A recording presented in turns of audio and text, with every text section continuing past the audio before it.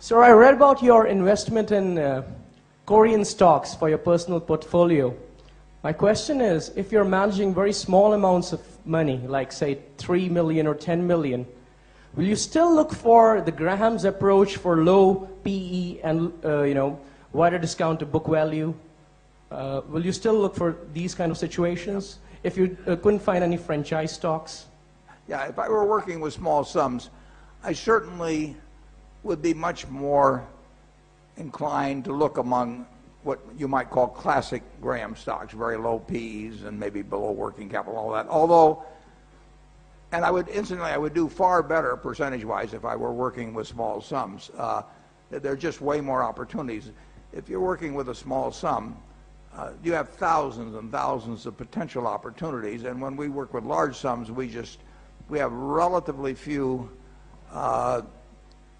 possibilities in the investment world that can make a real difference in our net worth. So you have a huge advantage over me if you're working with very little money. But there are compensations to that on the other side of the equation. The Korean stocks you mentioned that I looked at 6 or 7 years ago were companies where you could only put a small amount of money in. And I was sort of reliving my youth.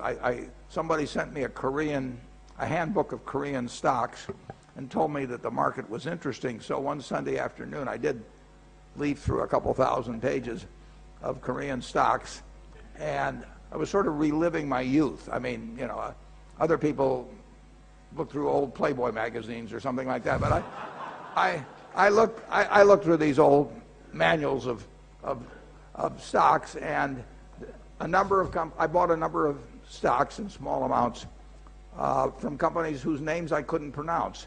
But the stocks as a group were so cheap that you had to make money out of them. They were Graham-type stocks, and that's what I would be doing. I would be combing that sort of a list. Now, if I found a wonderful company that Graham wouldn't have bought, but I really was convinced about its future, I would have bought that also. Incidentally, I've written in the last annual report about Geico, and I bought that stock in 1951 when I had about $10,000. And Geico, I looked at because Benjamin Graham was the chairman of the company. But Geico was exactly the sort of stock that Graham wouldn't buy. I mean, it was selling way above book value and all of that. There was a certain irony in that, but I'm glad I did it. All right, the gentleman right